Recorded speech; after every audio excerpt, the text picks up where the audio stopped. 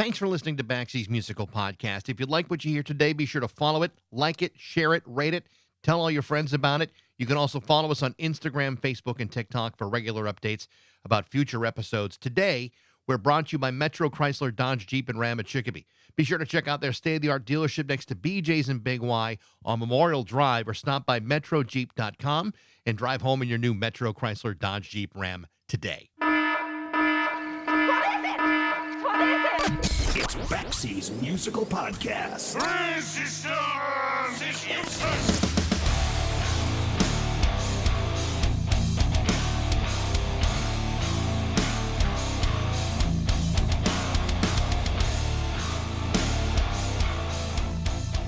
Remember that game, The 6 Degrees of Kevin Bacon? The whole point of the game was that everyone in Hollywood was just 6 steps away from being loosely associated with everybody else, but especially with actor Kevin Bacon. The reason I'm bringing that up isn't because my guest today has anything to do with Kevin Bacon, but it does tie in to how I became a fan. Years ago, whenever I'd walk into a record store, I'd pick out an album, look at the front cover, turn it over, look at the back of it. From there, you could sometimes look at who played on it, who produced it, who was there when it was recorded, who wrote what songs and when. And the more albums you bought and looked at, the more you would find connections between one record to another. Now, before you accuse me of spinning old-timey yarns of the good old days, these days it's a little easier to find these connections thanks to the old internet with things like Discogs and other websites. But that's how I first heard about Neil Gust. Now, follow me here. In the late 90s, I started to read a couple of reviews about the 1997 album Either Or from Elliott Smith. When I finally got around to buying that album, I could totally understand the hype around it because it was just amazing. But in reading those reviews, I kept finding mentions of the band he was in prior to releasing these records as a solo act.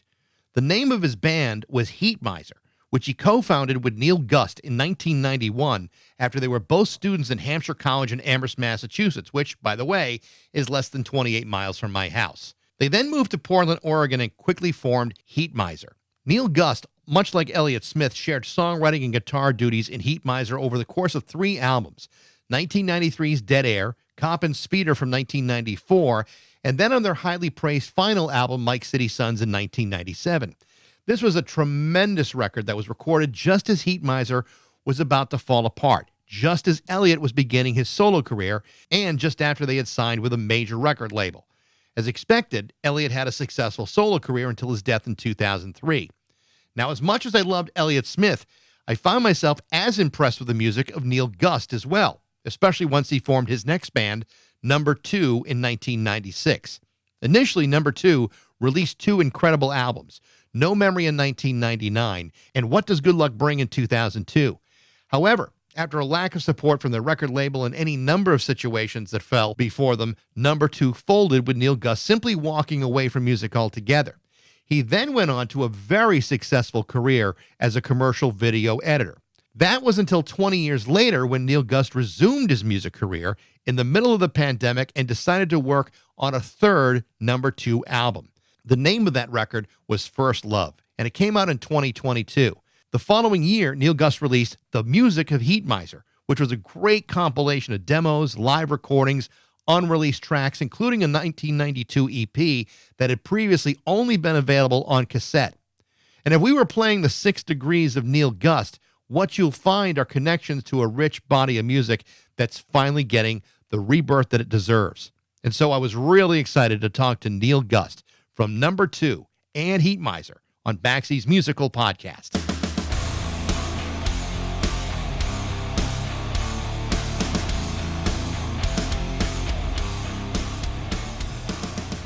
Thank you so much for doing this, by the way. I've been following you around for quite a while, and I'm just so happy that you're making music again.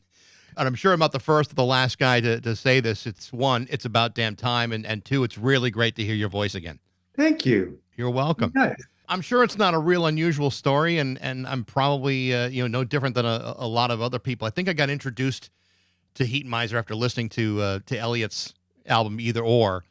And then, I started reading about this band he was in called Heatmiser, and I bought Mike City Sons, and I absolutely loved it. And the same thing with No.2, kept reading about it and saying, well, Neil Gust was in another band. And the whole process reminded me of the old days of going to a record store and discovering, like which guy plays on this record and which guy plays on another record. And it was kind of like a nostalgic way of discovering music again. It was just like so much fun to unearth this stuff. Oh yeah, that's was one of the greatest things about record stores, Like that's how I found out about Big Star because I actually got a Ryko reissue of okay, I'm having a senior moment. Um the guy Bell, Chris Bell. Chris Bell, Yeah. I got his solo record first. Eye of the Cosmos. Yeah. And same thing with like I heard Iggy Pop way before the Stooges. I heard, and all kinds of stuff like that. I didn't even know. Like I remember when I just found out as a teenager that Lou Reed was in the Velvet Underground. I knew who Lou Reed was, but like, like that's one of the funnest things about records, music. It's that you can go back and find all these treasures. I mean, the internet makes it almost too easy in some way. There was something about going like a treasure chest of stuff. I mean, I found out about Big Star through the Replacements and Alex Chilton and going back on that and say that guy was in the box tops too. How the hell did that happen? It's like there was something so much fun. I mean, you and I are about the same age. I mean, there's something so much fun about going through that process of rifling through the bins and saying, "Oh my God, I had no idea." I don't want to say it's a lost, it's a lost joy because it's still out there, but it's different now. It's very different.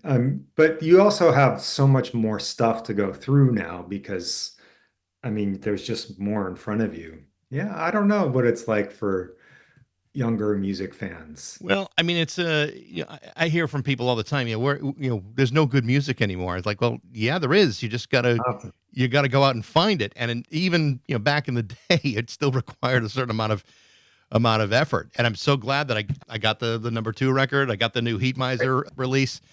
I want to talk about those in a little bit, but the one thing I wanted to talk to you about is I knew you grew up in Iowa, and I knew you're like the youngest of 5 or 6, 15 kids, whatever it was. How did you find your way into Hampshire College from Iowa? Well, I grew up in Iowa City, which is the most liberal city in Iowa. And it was a very sports-centered place, though. Like the Iowa Hawkeyes, where that's what that entire city feels like it's about. And if you were weird or gay or an artist, you were marginalized. And I wanted to get the fuck out of there.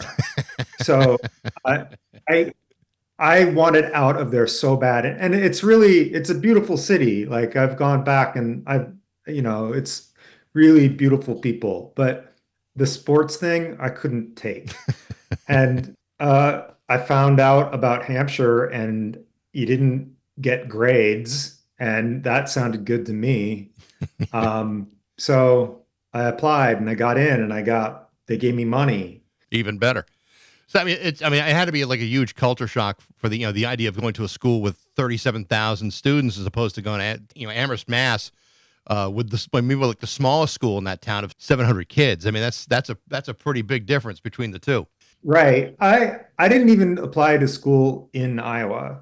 I applied to UMass and Hampshire and SUNY Binghamton and Reed, and Hampshire was the best option.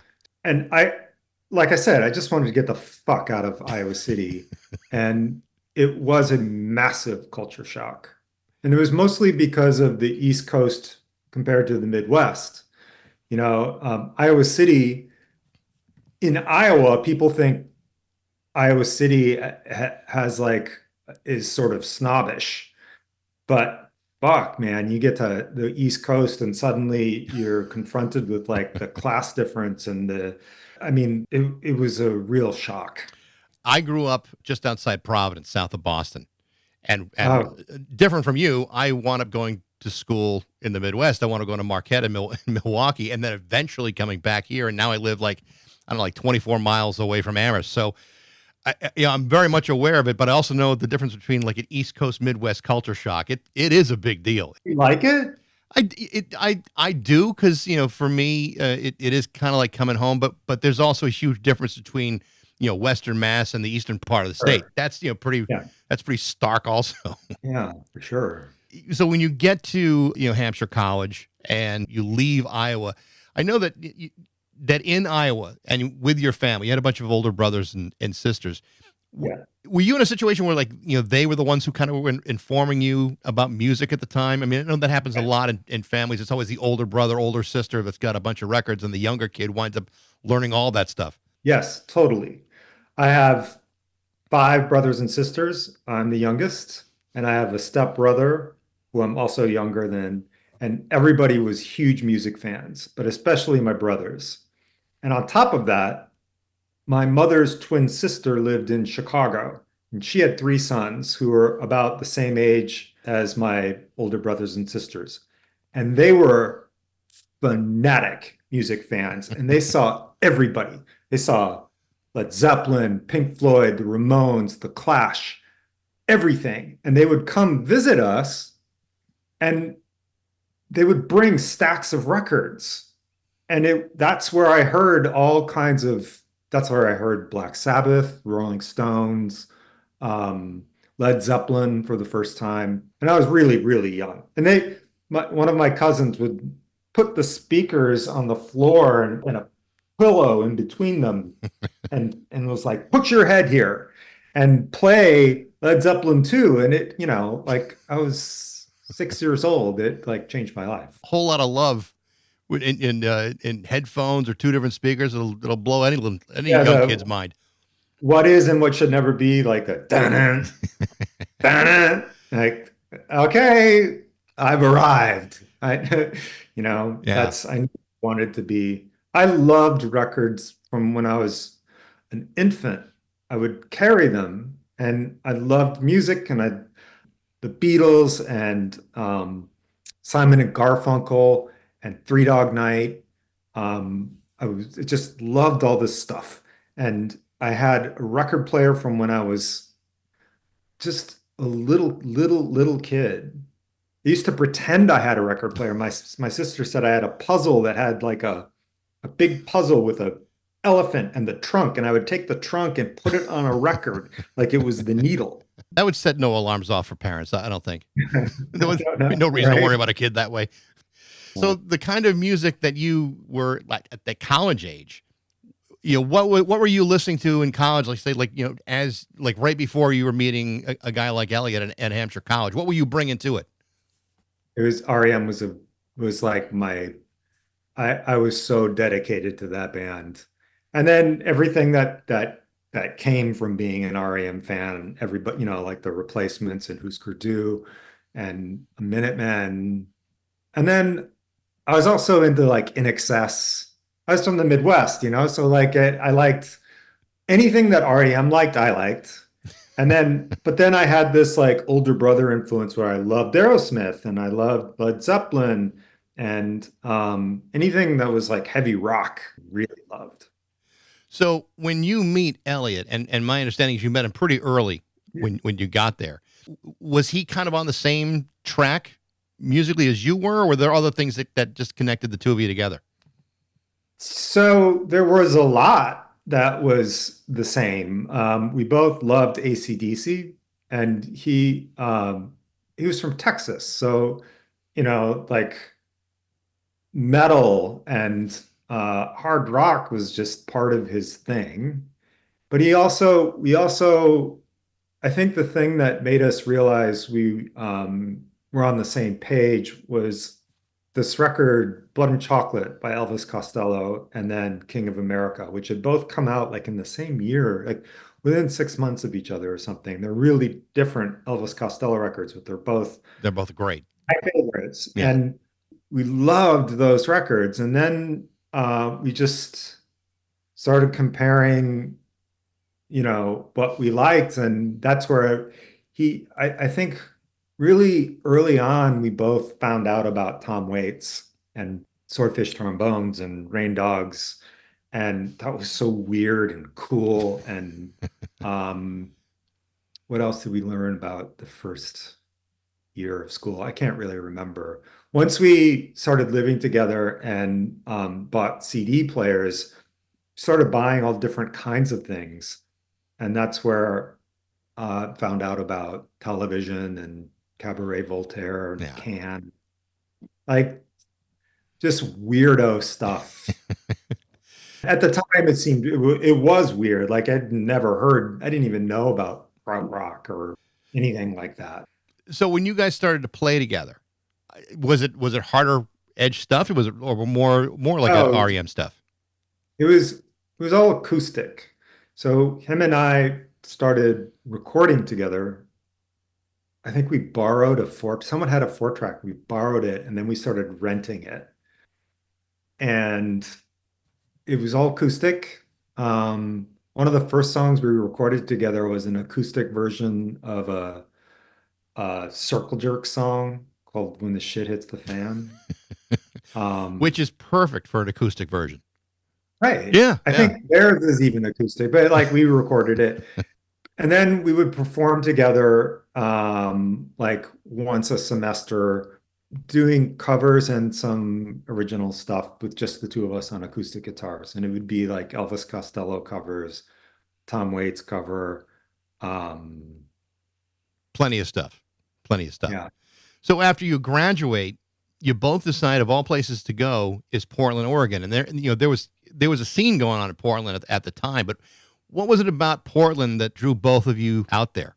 Well, we decided the year before our last the summer before our last year of school, we were at a 4th of July party and we just were talking and we're like, what are you gonna do? I don't know what the fuck to do after this.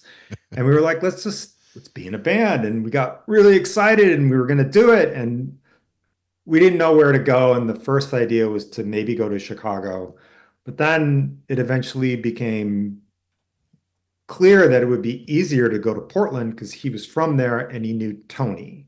Tony Lash. Yeah. And Tony is a great drummer. Elliott loved his drumming and compared him to the Pixies drummer. He was just really a tight and fierce drumming. And he also knew a lot about recording, and there was some connections that he might have already had. And so we just were eager to get started and didn't want to have to start from nothing. So we moved to Portland.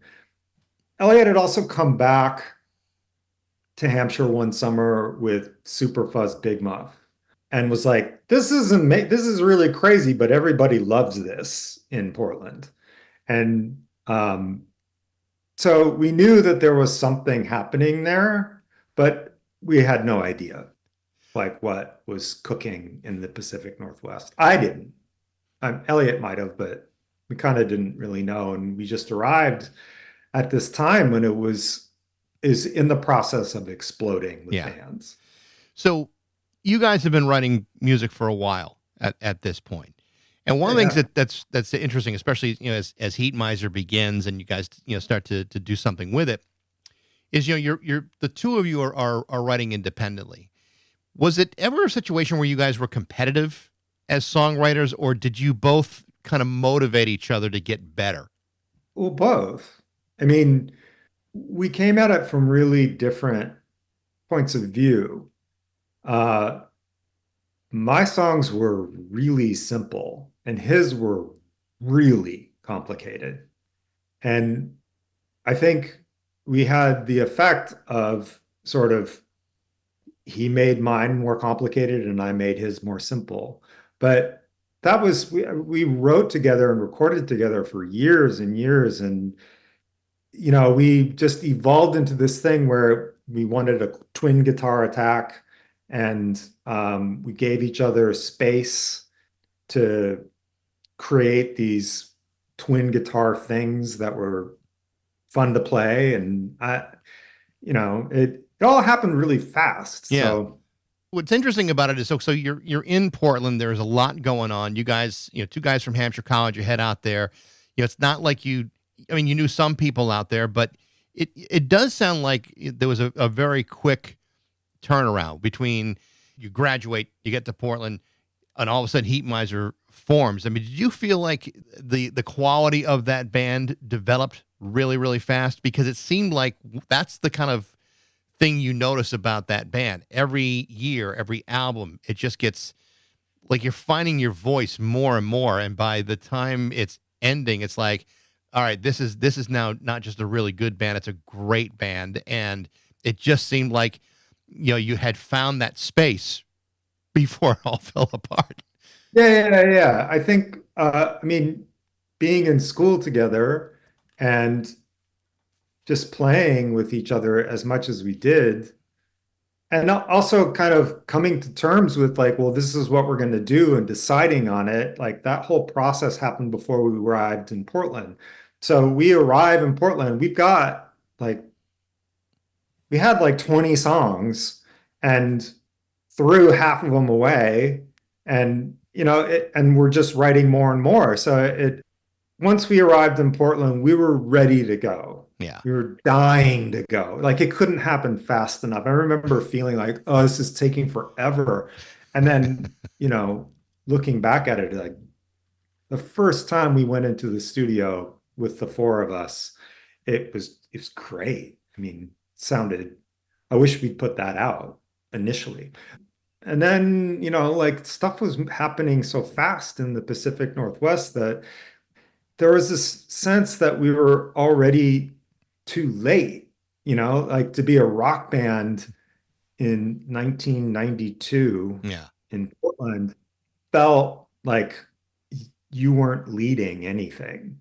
So we just wanted to open it up and explore it and try search out different ways of recording and different instruments and different kinds of songs and some of the songs that are on the new CD, the music of Heatmiser, is actually really. I mean, a lot of it is demos and early EPs and some live stuff, and it's when you hear it, you just say, "Wow, this band was this. They were good from the very beginning." And there's some great stuff on this.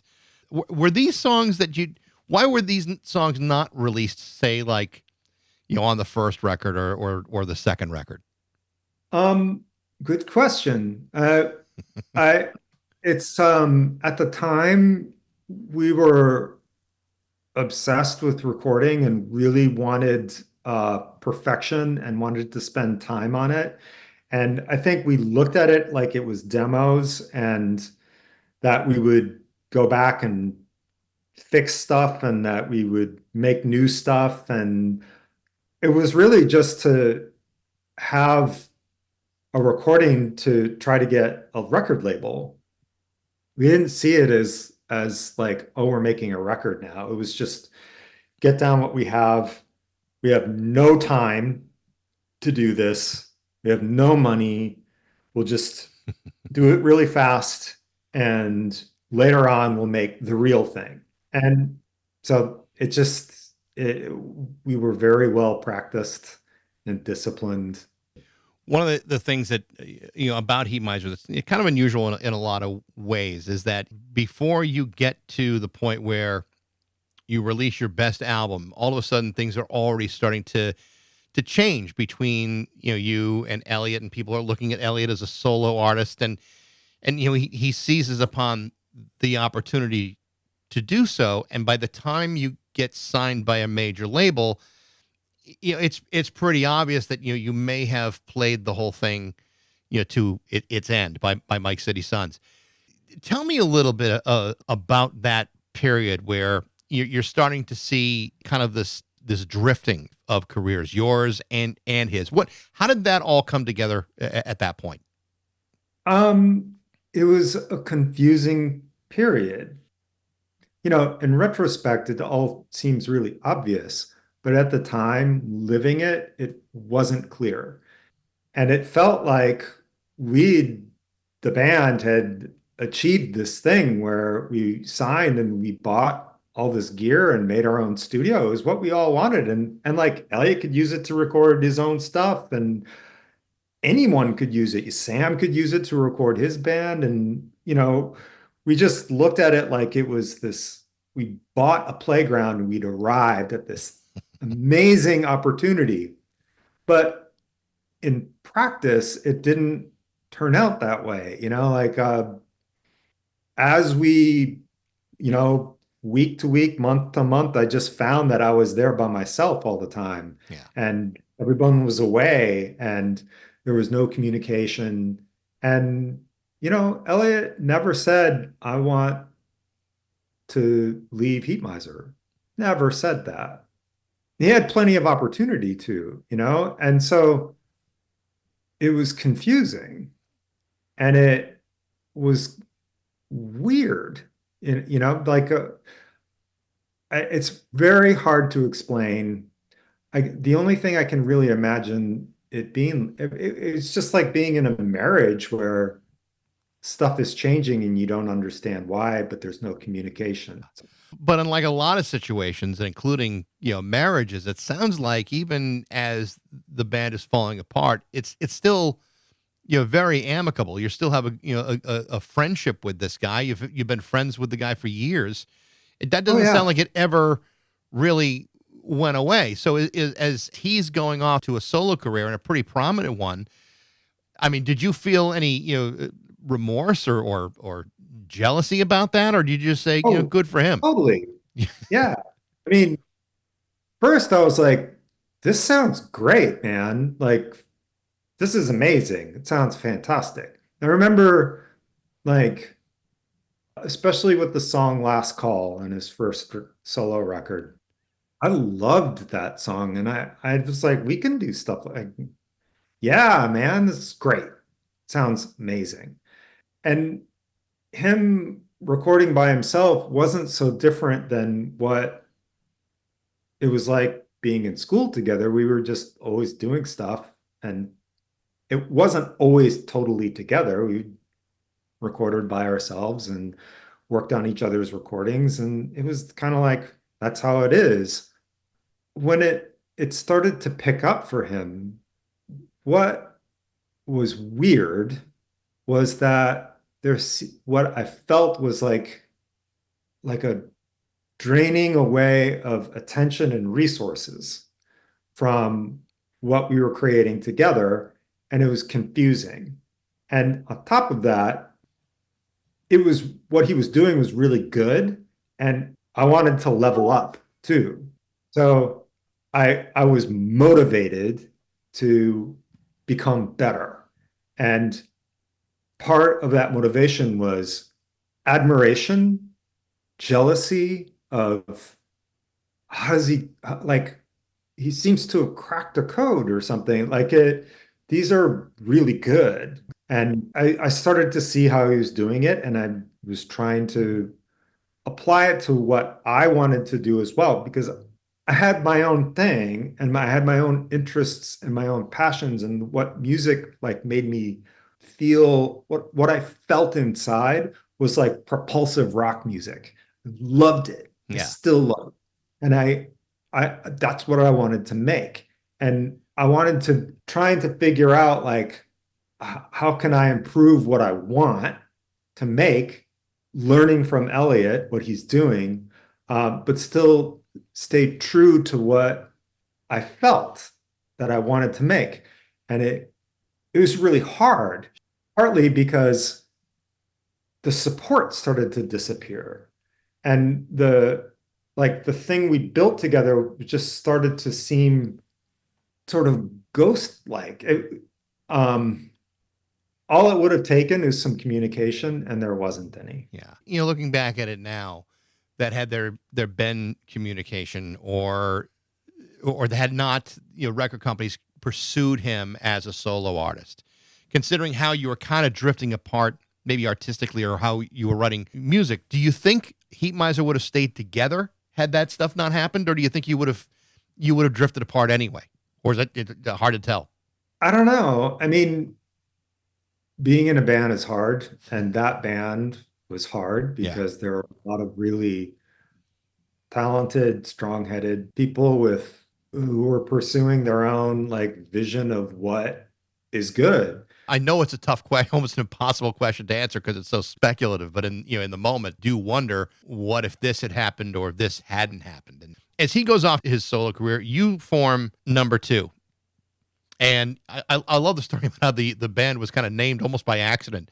I think it's a great story. Tell me how that happened. So we were signed to Virgin Records, and when the band broke up, they had right of first refusal on whatever I did next. So they gave me some money to demo songs, and I sent them a cassette and just put Number 2 on it, as in, this is my second band. Here's the second try. And they were like, pass. So I ended up taking that recording and building on it and putting out our first record with it. I felt really free after that. I felt like, okay, I mean, it wasn't that big of a disappointment because it had already started to feel like they weren't ever really interested in what I wanted to do in the first place.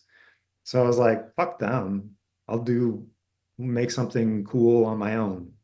And you did. When I heard No Memory the first time around, it was like, oh my God, this is as good as anything that Heatmiser had been doing. I thought it was a really, really great record. And I know that it didn't obviously get the same kind of attention that it probably deserved, but was it a record company issue or was it, something else that didn't quite reach the plateau you maybe were hoping for with it? I didn't have a booking agent, and so we didn't tour.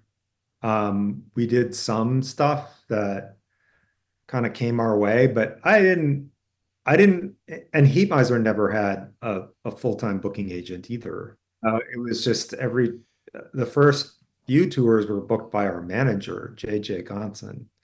And when we finally started getting professionally booked tours, they weren't as good. And so each tour was done by someone different. And then when I was doing Number 2, those resources weren't available to me. And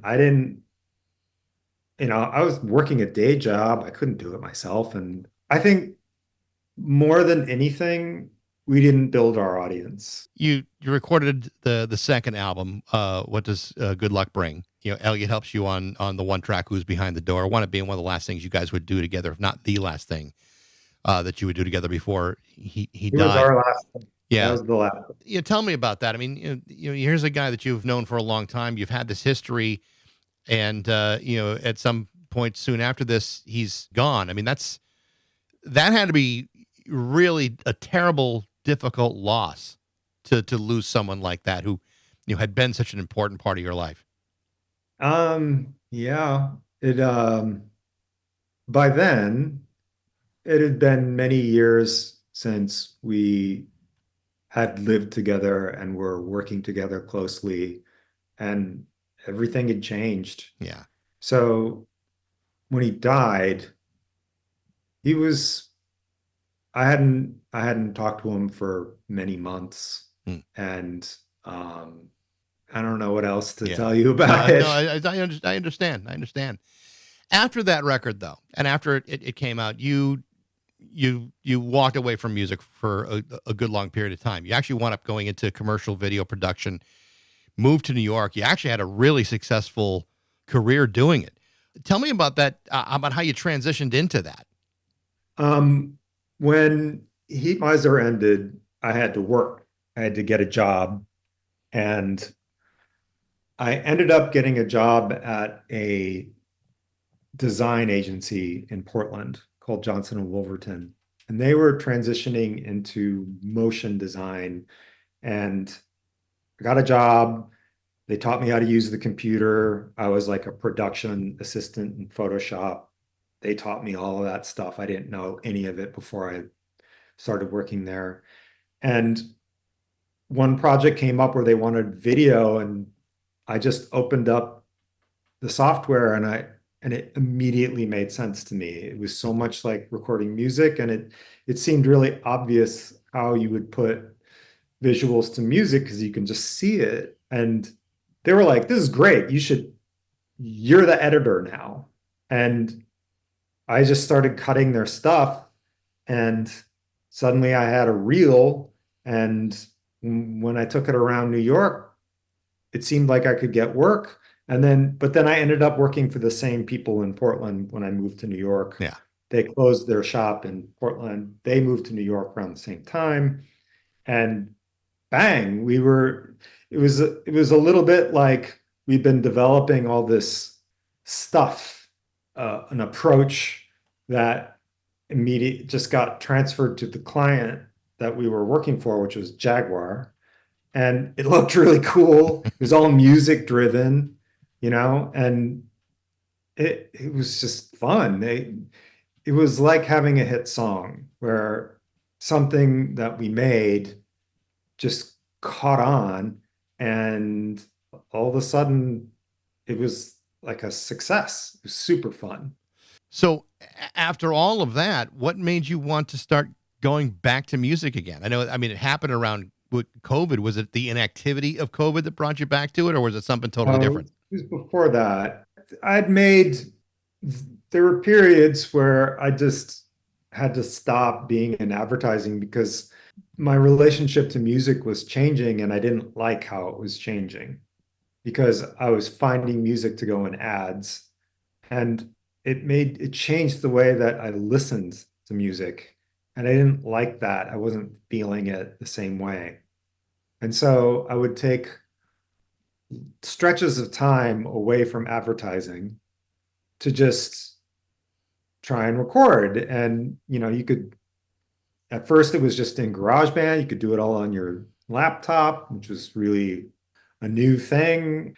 And then I started using Logic, and I would go through periods where write a bunch of stuff, finish a little small amount, and then I'd have to go back to work.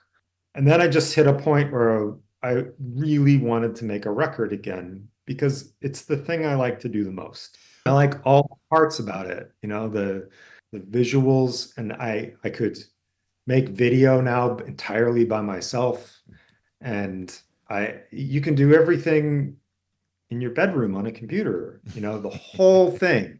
You can even Yeah. promote it. It goes out on social media. So I just wanted to see if I could do it again, and if I could do it in a way that still felt, it still triggered the elation and the thrill inside me. That's what I wanted to do. The amazing part about First Love is it doesn't sound like there was a 20-year break between the last number 2 album and this one. But I gotta believe to go back to it after all that time had to be ridiculously hard to just rediscover that, either the talent or the passion or just the ability to write music into to a degree where you're satisfied enough to release it. How hard was it to go back? It was really hard, but I had a lot of help, and I had a lot of friends rallied for me, and the band rallied, and that made it easier. It made it more fun, and it's the thing that I always wanted to do is get on a roll where it just it starts coming together and it's really fun. And I knew that we could do it with that band and with people who are helping. We just got it going. And so I was motivated to get it going. And I find that a lot of things that men in their 50s do is so much more difficult than it was when we were in our 30s. yeah, I mean, Like that's part everything's of more it difficult. too. Turning 50, it's like, okay, now or never, like Yeah. you can't wait. So what are you waiting for? That's what it's just occurred to me, like, if I'm gonna do this, I have to do it now.